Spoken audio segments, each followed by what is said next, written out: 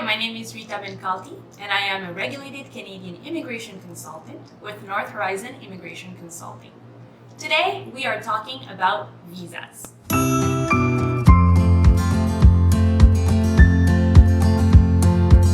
So the visa is a document that some people require to enter Canada. There's two kinds of passports when it comes to Canadian immigration in the world. There is a kind of passport that requires a visa to enter Canada, and there's a kind of passport that does not require a visa to enter Canada. If you are on a passport that does not require a visa, you will require, however, an ETA, which is an electronic travel authorization, if you want to fly into Canada or come through a commercial boat, for example, a boat cruise coming to Canada. Now, the rules I'm going to talk about today are pretty much the same whether or not you require a visa. Because what happens when you enter Canada, with or without the visa, is that you are now considered a visitor or a tourist.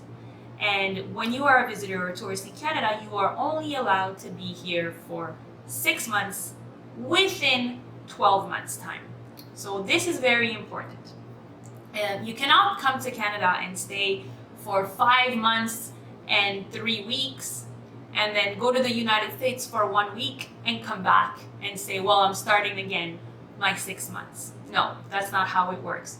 You actually have to count the days of how long you're staying in Canada, and if you're coming here for 2 months and leaving for a month and coming back again for 2 months and leaving for a month, you have to be diligent with your entry and exit, because the government will keep track of when you come inside, and now since 2019 they also follow your tracks when you go outside of Canada, so they know exactly how many days you have stayed in Canada.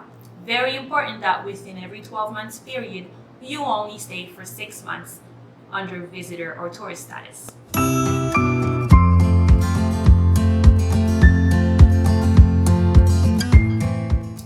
What happens in a situation where you come to Canada as a visitor or a tourist, but you really need to stay longer? Maybe you're taking a whole year off work from your home country and you want to visit Canada, or you have some family here, you want to stay with them, you want to do more tourism. Sometimes parents come with their children. One of the parents will stay back home working, and another parent will accompany the children while they're studying. What happens with these parents? Well, their status is going to be visitor status. So how do we extend more than 6 months? Well, you will have to make an application from inside Canada for something called a visitor record. The visitor record is going to be an authorization for you to remain in Canada for longer than 6 months. And we highly recommend that this application is done prior to finishing those 6 months. Okay? So let's say you're in month number 5 of your visit and you're realizing that you want to stay longer. You make an application for a visitor record. You can do this online, but you have to show the government why. Why do you want to remain? So you need to give them an explanation. You need to show them that you have enough money to stay longer, whether it's a big savings amount of money that you can use, or that you're receiving money monthly from your family, or maybe you're renting out an apartment from your home country and you're getting money every month. But this is going to be a very important requirement for the government to allow you to stay longer. Usually they accept 1 year longer for visitor status, and then after that year you can try applying again, but they're probably going to start asking you questions like, well, what are you doing in Canada for so long?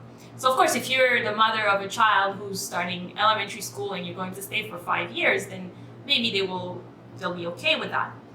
But if you're just a young person who wants to keep staying here as a tourist, you're going to have to give a very good explanation of why you need to stay for, first of all, more than 6 months, and then more than a year. Okay, so that's for how long you can stay in Canada for as a tourist or visitor.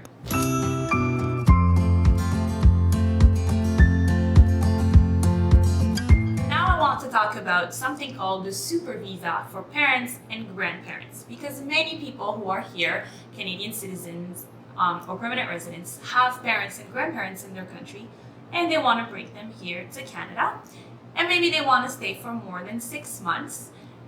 even more for a year, more than a year. And so the government is allowing people to have a special kind of visitor stay called the super visa, but it's only available for parents or grandparents of Canadian citizens or Canadian permanent residents. So the big difference between the regular visa and the super visa, the first one is how long they can stay. The super visa will allow the person to stay in Canada for 2 years. So it's no longer just 6 months, it's not even just 1 year, it's 2 years at a time. Okay, it's also a multiple entry visa, so they can use it many times, and usually it will be approved for up to 10 years. This will also depend on how long the person has in their passport, of course, because the visa can't be longer than the passport expiry date. But this is the biggest advantage of the super visa, how long they can stay.